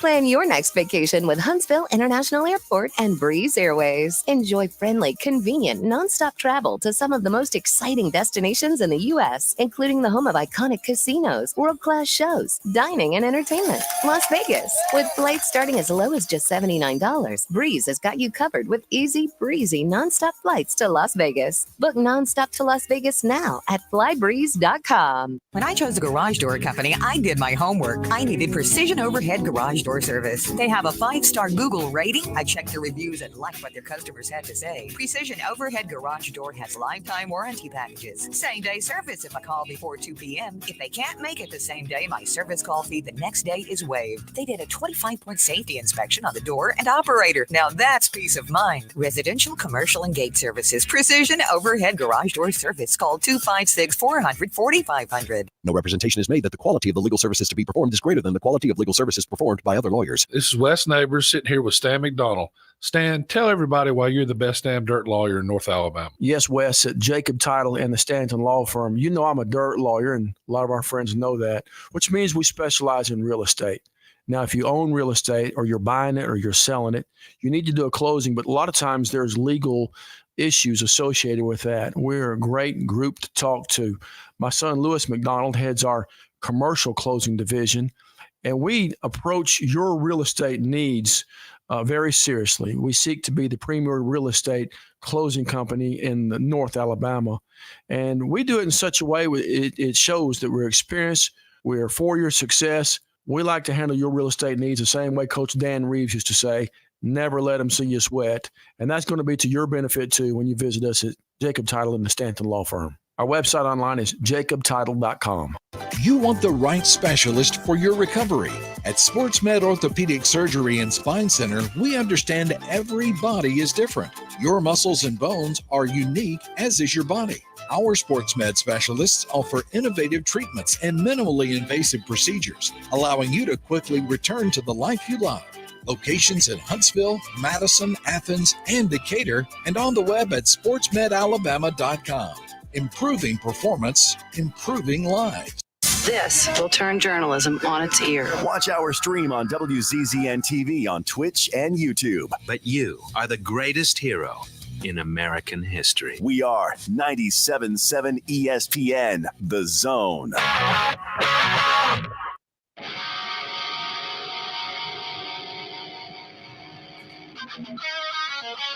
All right, welcome back. Talking Ball, 97.7 ESPN, The Zone. Scott Tyson, Drew DeArmond, welcome back into the program. 256-576-4977. That's how you can be a part of the program, be a part of the show on this Monday morning as we, continue. It's Monday. Continue to get you ready. Not only is the college football season approaching, it won't be long until we have a blank, blank, blank high school football scoreboard show. I gotta say blank, blank, blank, because we don't know who it's going to be this year. Right. So, it's the blank, blank, blank high school football show presented by blank, blank, blank. We don't know who's going to do it. So that's how we got to introduce it. But we will have one coming up for everybody. We've got a lot of high school football games coming up. Yeah. And we're going to have a lot of high school football. So make sure you stay with 97.7 ESPN The Zone. Get the app downloaded. Get all of it taken care of now, because we're going to have a lot for you on Friday nights. It's going to be fun. And you will be with your alma mater. Are you ready? I that's what it's trending toward. We certainly are trying to get the final steps taken, but we will certainly be bringing you high school football on our airwaves, and we look forward to that. We look forward to being back with Huntsville High. We look forward to being back with Madison Academy, Randolph. We've had quite a network rolling, and we could be adding another team or so to our family as well. But we've always enjoyed being with Buckhorn. They had a media day last week after our media day, so they're certainly getting primed and ready under Matt Patterson. We know what Bob Godsey has done. They reached the 3A finals. They're moving up to 4A this year. Very excited about that.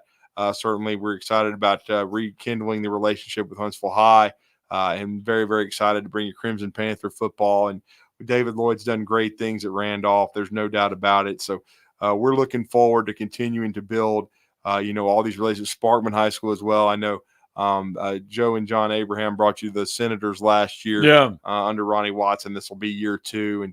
And so it's going to be another great year of high school football, and bringing you bringing it to you on the local airwaves here on 97.7 The Zone, and also WZZN News Talk.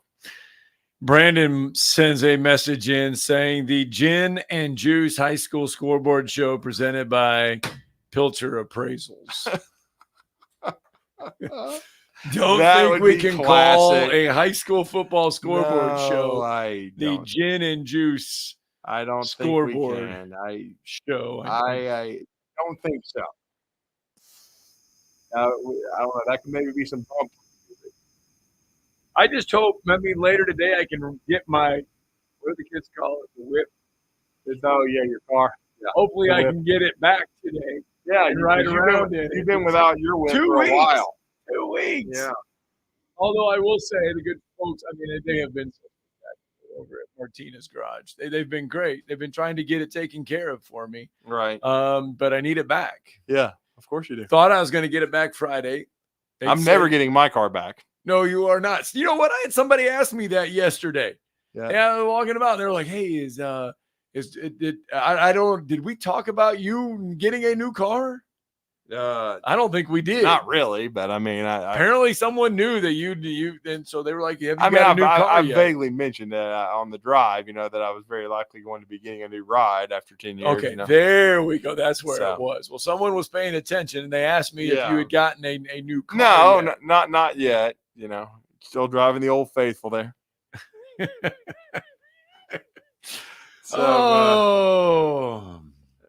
Anyway, so we'll see, but very soon, hopefully before football season, get a new ride.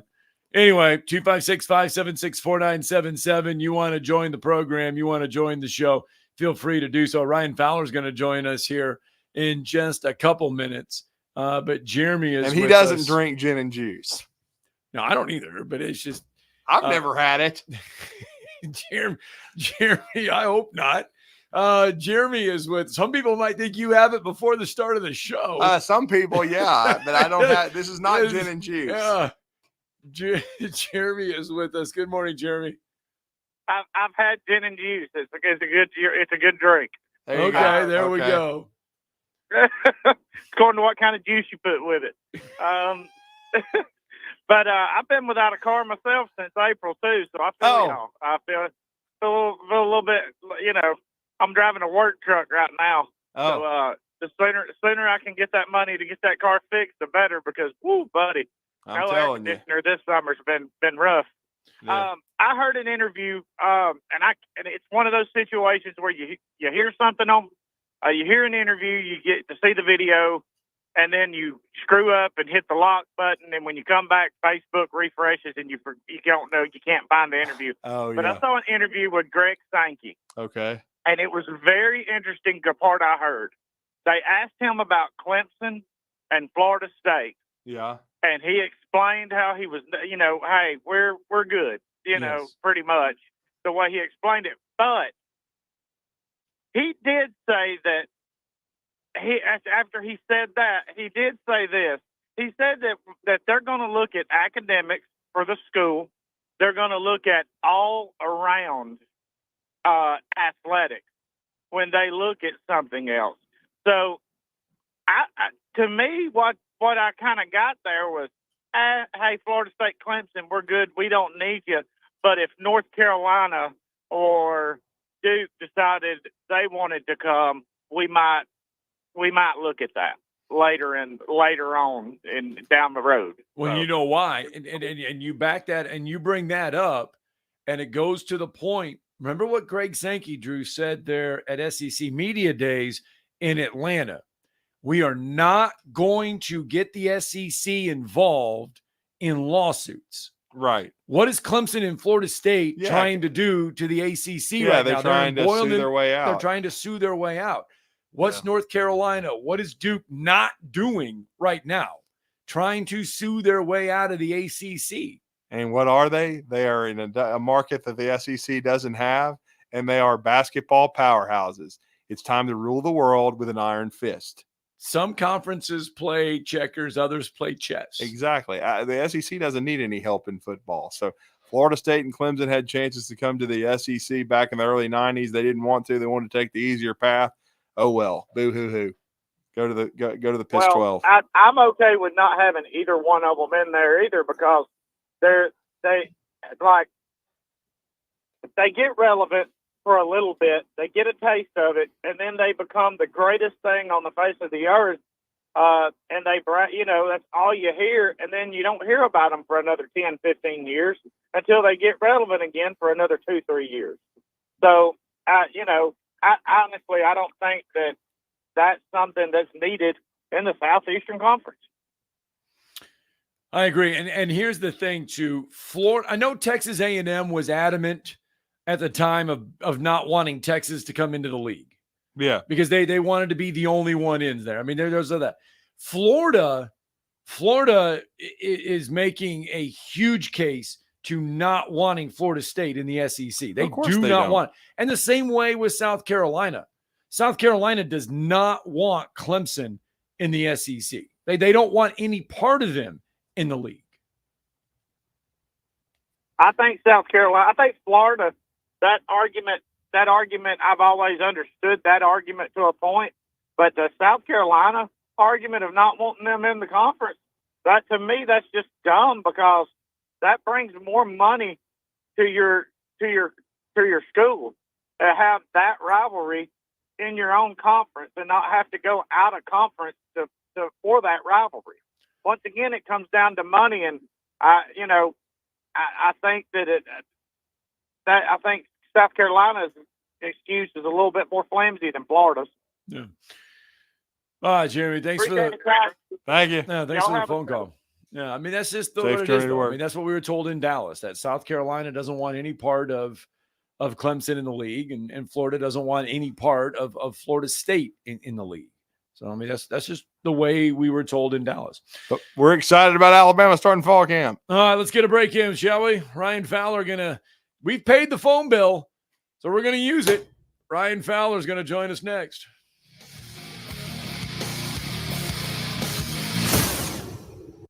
You're listening to Talkin' Ball on 97.7 ESPN, The Zone. Got one right now. This one's Governors and Franklin. Came in as a no injury. Still got a police operation going on. They got Sparkman pretty well snagged up between Shady Lane and Bonneview. I think their operation's actually in the 2400 block of Shady Lane. Officers, construction workers, and first responders put their lives on the line every time they step on the roadway. You could make it safer for them. Slow down or move over. It's the law. Captain Nick in the Valley Skywatch Traffic Center. T-minus 3, 2, 1. Blast off. The Trash Pandas want to help you raise money for your organization. Local nonprofits can enroll in a Trash Pandas ticket fundraiser. Organizations receive a minimum of 20 ticket vouchers at a discounted rate. The vouchers are sold at face value, and the organization keeps 100% of the proceeds up front. No deposit is required. For details, visit trashpandasbaseball.com. Ann Adams with Berkshire Hathaway Rise Real Estate is the one name to know if you're buying or selling real estate. With years of local experience, Ann Adams offers buyers in-depth knowledge of the local housing market and will narrow available properties down to those you'll be interested in so you can save time when shopping for your new home. If you're ready to sell, Ann offers a seamless process using accurate pricing and expert negotiation skills to make sure you get a fair price for your home. Call Ann Adams today at 256-337-2625 or log on bhhsriserealestate.com. Forgiveness. Wow, what a word. What a gift. All of us have done things in our lives that we regret. All of us have done things that are disobedient. All of us have sinned and fallen short of the glory of God. Thank God for his forgiveness. Thank God that he separates our sins as far as the east is from the west and remembers them no more. Hey, I'm John Dees, pastor at Cross Point Church, smack dab across the street from the YMCA in Madison. Check us out at cpcfamily.org. From Coleman to Fayetteville and all points in between. Son, pull the hammer back. Smokey's coming at you in a plain white wrapper. 97.7 ESPN, The Zone.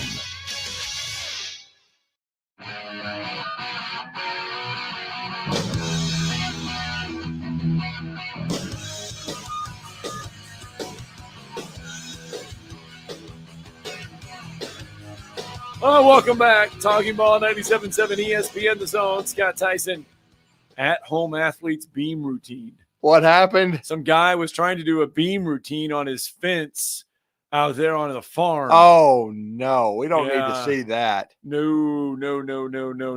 Anyway. Fowler has some land. I don't think he'll be trying to do some beam trick. What we do need to see and what we want to see and what we hope to see maybe is Alabama football practice. And we laugh about that and we joke about that. But because when Nick Saban was there, it was closed. Everything was closed. I mean, it was locked, tight, sealed. And we'll find out about this first practice. Spring practice for Kalen DeBoer. You got to see a little bit what will fall can't be for Kalen DeBoer. Yeah, we're fixing to talk about it with the host of the game, the longest running radio program in the City of Champions in Tuscaloosa on Talk 109. And, of course, the host would be Ryan Fowler, North Alabama native, Susan Moore High School grad, and he is with us now on the Neighbors Wealth Management Hotline. Ryan, good morning.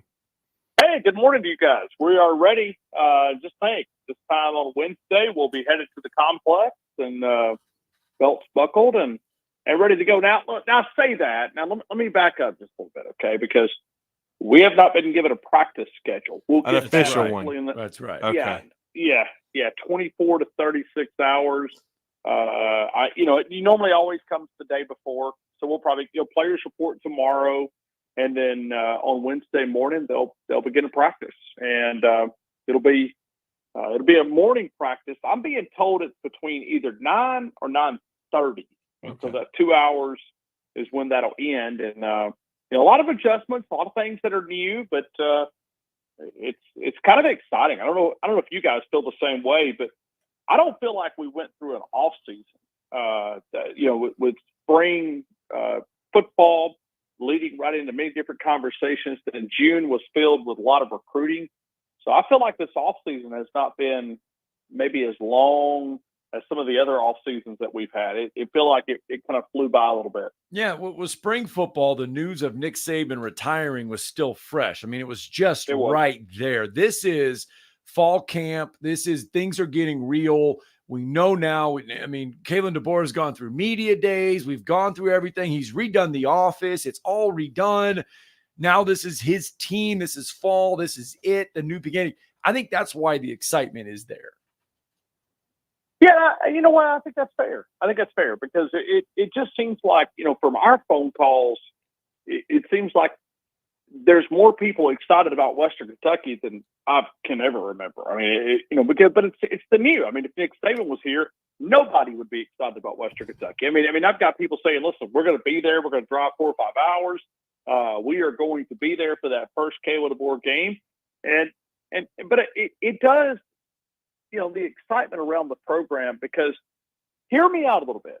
There was always this cloud hanging over. I'm not saying it was a big dark cloud, but it was a cloud. When was Nick Saban going to retire? When was Nick Saban going to retire? Because I can't tell you how many shows I've done in the last 3 or 4 years. Who's to replace Nick Saban? If Dabo says no, where do you go? I mean, that was kind of a little rhyme that we came up with here, and that cloud was Nick Saban's possibility of retiring, because coaches were using it against him in recruiting. Coaches were using it against him in hiring them.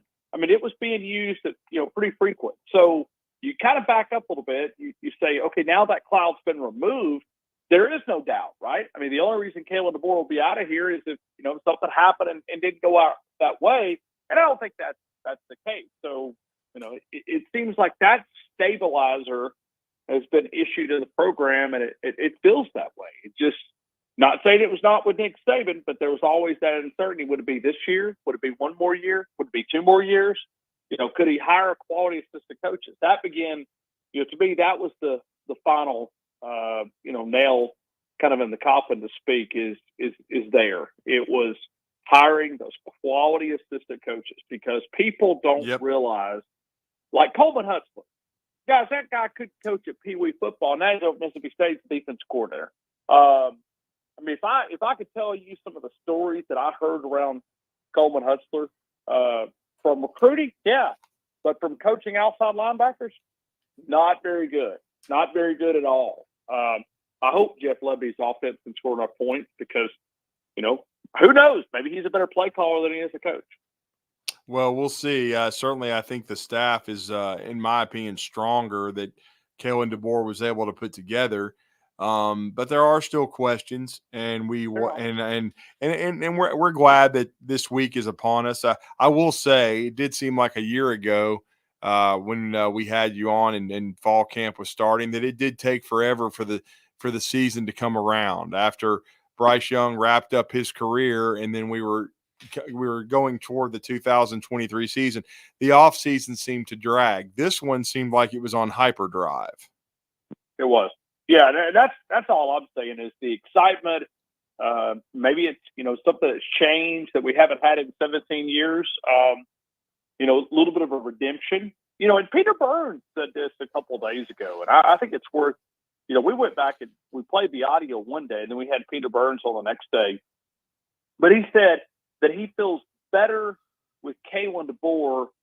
In other words, he has less questions about this football team as if Nick Saban would have came back. I mean, let that kind of sink in. Because it would have been a year-to-year thing, in other words, what you're saying. Yeah. And so he said he feels better that Kalen DeBoer's here compared to if Nick Saban would have chose to come back. Because, guys, could y'all imagine? Okay, just for a minute, okay, think about if Nick Saban is coming back. I mean, we're having to come up with ways to, criticize one of the greatest football coaches out there because there was so many parts of that team last year that never got any better.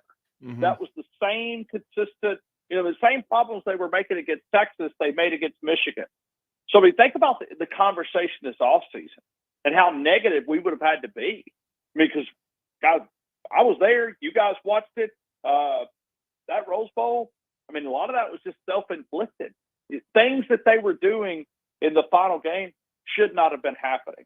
And there was going to have to be a major coaching overhaul. I mean, a lot of problems were on this football team. And I know people pick on that transfer portal, but I almost wonder sometimes if it would have been, really chaotic after spring. Because Nick Saban would have, he would have had to hire some major coaches to kind of make some adjustments. And maybe that was one of the things that he said, I can no longer hire at that quality. It's time for me to get out. No question. So Wednesday, when you if you are allowed to camp or watch camp, what's a couple things that the eyeballs are going to be watching first and foremost? Well, I think you got to go to me, I love the offensive line. Because I love to see how much transformation. And I saw Caden Proctor a couple of days ago in some photos, and I'm going, man, that's impressive. I want to see it with my own eyes, though, because Photoshop can do a lot of stuff, right? I mean, depends on the angles. I mean, Scott, you're much better at this than I am as far as a photographer. But sometimes those photos can be a little bit misleading. Yes. I want to see it from my eyes because Caden Proctor, he looked like a slimmed down version of Caden Proctor. I think he played way too heavy. 380. Drew, I think the same thing. I really do. And I know people tell me 365. I've seen 365. That didn't look like 365. Those pants were literally busting at every seam. I mean, it looked like, no, I don't. I'd love to know what he played, but I'm with you. 380 sounds a lot more reasonable or fair compared to 365. But then I think you immediately go to the secondary, right? You want to see who's kind of going through that first rotation and kind of see, even though it's practice number one, and then the defensive line. To me, that's some areas that you're going to kind of watch and see those guys. But there's other parts. I mean, the part of practice that is unique under Kalen DeBoer is just how much energy's out there. Like I was always one of these old school, being taught in the Alabama way, music's not really supposed to be there. Guys, it is a fun practice and it is high energy. It almost reminds me of Coach Fran. Coach Fran used to get more done in 2 hours than any other coach I've ever been around, including Nick Saban. There was no dead period. But the way they have everything structured, there's not a lot of dead time. And it's just the efficiency of practice, the way, from simply kicking field goals. I mean, they have multiple units set up at the same time, and they go 1, 2, 3, 1, 2, 3. I mean, it is like the way that, they operate, there is not a lot of standing around. And their practice moves at a rapid pace. They've got the music blasting, and Yeah, it makes it hard for me because when I've got to edit the video to put up, I've got to cut the sound off. If not, I'm going to get flagged with copyright violations. So, there are little things like that. But as far as energy, man, it is fun. Those coaches are flying around. Mo Linguist is a big-time coach. Marcus Shepard, just high energy. I mean, you got coaches out here doing push-ups with a team. If there's a drop ball, I mean, it is like so it's not. Don't take it like a party scene because it's not. But it's a high energy practice.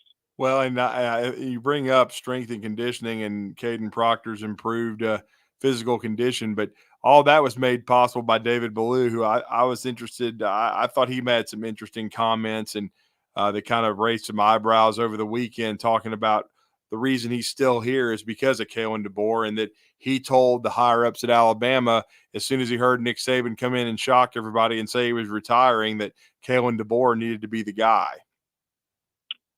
It's a good point. I saw a little bit of that. I guess Charlie Potter had that article, I think is that one. So, yeah, I haven't read all of it. I just saw the headline of the retweet from him.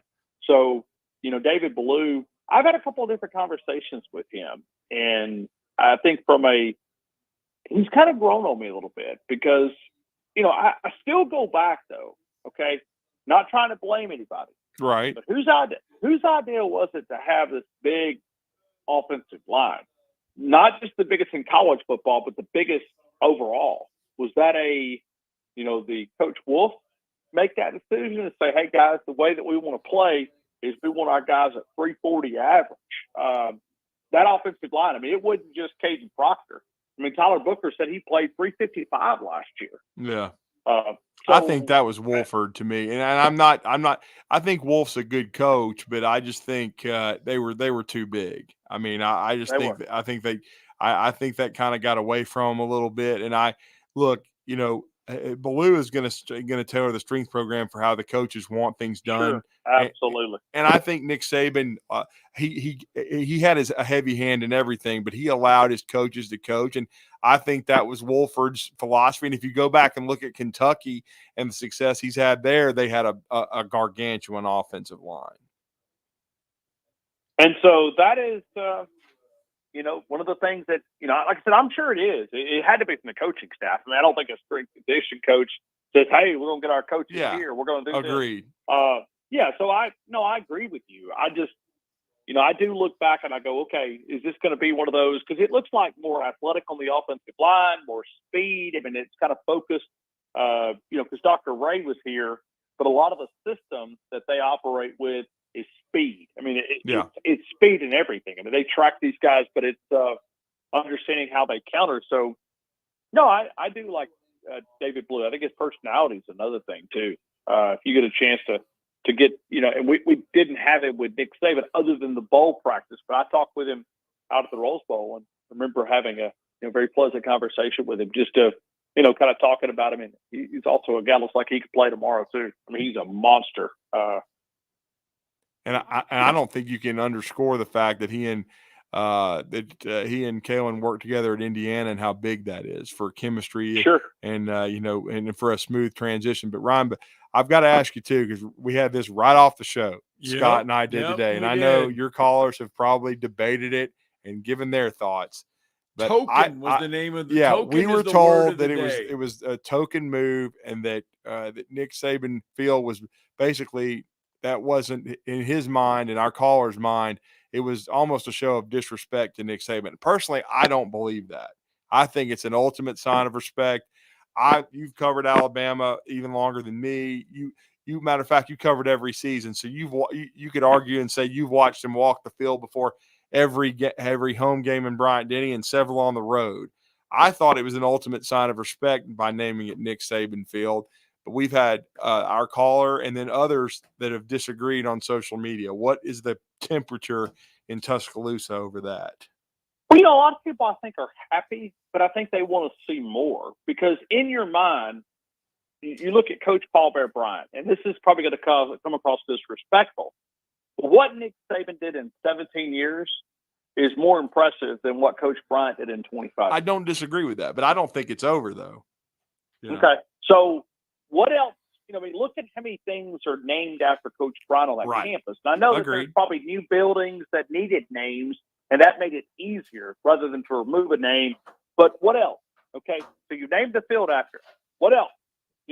Let's start, coming up with this list. I mean, it's somewhere there's got to be something that even honors him even more. Whether that's the street named after him, and it doesn't need I to be think that the happens. street.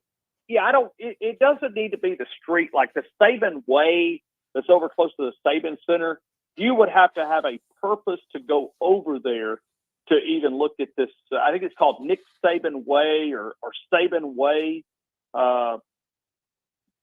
There needs to be some other things that will get named after Nick Saban. Buildings, academic centers, major roads, significant buildings. Because the part that I look at Nick Saban, guys, Alabama was in the dumps. Okay, this program could not afford one more bad hire from an administrative standpoint, from an athletic standpoint, and Nick Saban saved this university. I mean, he really did. I mean, he saved this program from getting out of just a mess.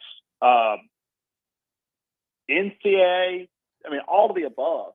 So I think, from that standpoint, not only did he save it, I mean, he flipped it to one of the greatest dynasties in the history of sports, not just college football. There needs to be something there that makes sure that we honor that. And I don't disrespect, Coach Paul Bear Bryant. I'm not, disrespecting George Denny, but it would have been nice to have somehow incorporate that in. Now, if they're going to market the Saban Field at Bryant-Denny Stadium, and that's going to become the new, saying that, TV people are asked to participate in, then maybe, okay, but how many times do we go to stadium across the state and say Pat Dye Field? I don't ever hear it referenced that much.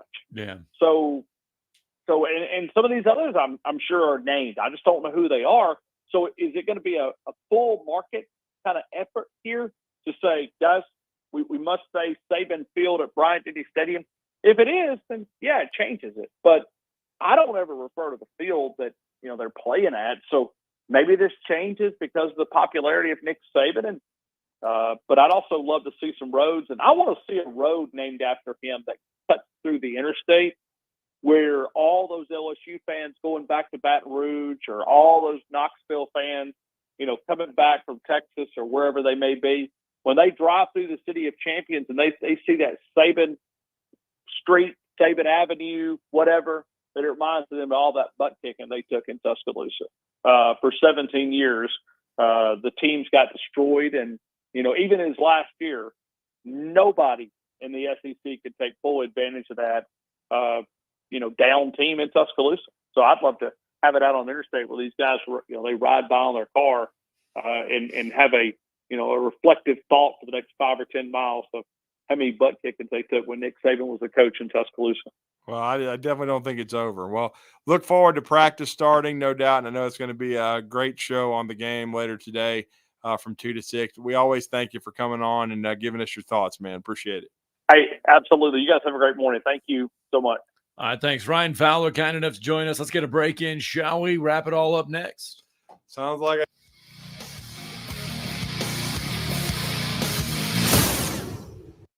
You're listening to Talkin' Ball on 97.7 ESPN, The Zone.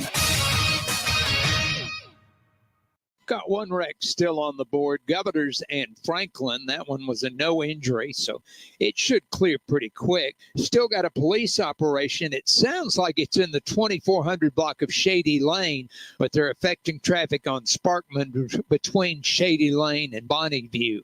With more than 30 years experience, D&L Refrigeration can save you money on heating and air conditioning repairs.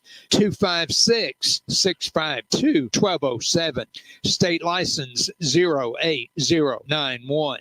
Captain Nick in the Valley Skywatch Traffic Center. The company is Eagle Masonry and Insulation, but did you know they're also Eagle Landscaping and Dirt Work? Eagle can take care of all your landscaping needs, including irrigation, sod work, and planting, both plants and trees. On the dirt work side, Eagle can grade and build your pads, haul dirt in or out, and even do erosion control. Philip Love and his team can do it all for you. The website is the same, insulatewitheagle.com, as is the phone number, 256-755-1556. Give them a call and see what Eagle can do for you. Eagle saves you time. Eagle saves you money. Not looking or feeling your best? No energy for the things you like to do? Ready to look and feel younger? Make your appointment at Advanced Life Clinic, one of the region's foremost destinations for patients interested in looking and feeling their best. Specializing in advanced laser treatments and weight loss, male and female rejuvenation to offset the effects of aging, and more. See how Advanced Life Clinic can help you enjoy your life again. Call 256-882-6555 or log on advancedlifeclinic.com.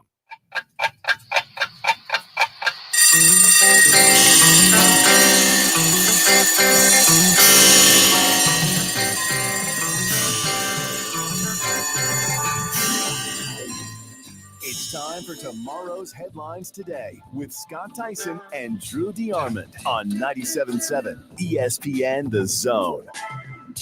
I know we touched on it, I believe, in hour number 1, maybe hour 2, I forget. Atlanta Braves, 56 up, 48 down, 8.5 games back of the Phillies heading into the new week. A game and a half up on the wild card. The Mets are right there as well. The Mets actually have a wild card spot. Cardinals, a game back of the wild card. The Padres are also one of the 3 wild card teams. So the Braves, Mets, and Padres right now, your 3 National League leaders as far as wild card spots go. Yeah, and again, Matt Olson showed some signs of life this weekend in New York. So did Adam Duvall. So they had some guys step up, swing the bats. Arcia as well. Now, the injuries have been crippling for the Braves, and hopefully we'll see if Ronaldo Lopez is going to be okay, because he's been one of their better starting pitchers, no question about it.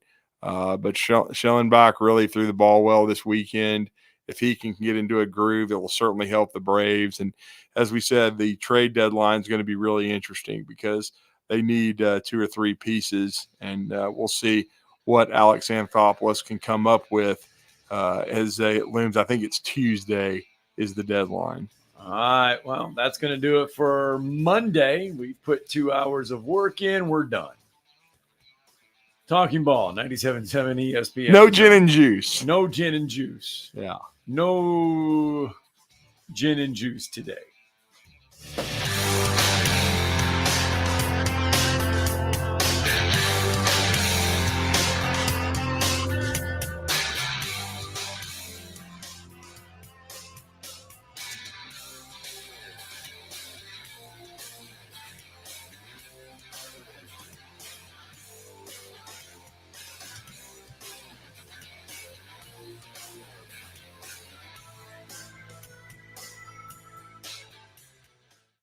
You need a lawyer, and pick up the phone. I'm attorney Gary Lackey. When you call for a lawyer, where does that phone ring?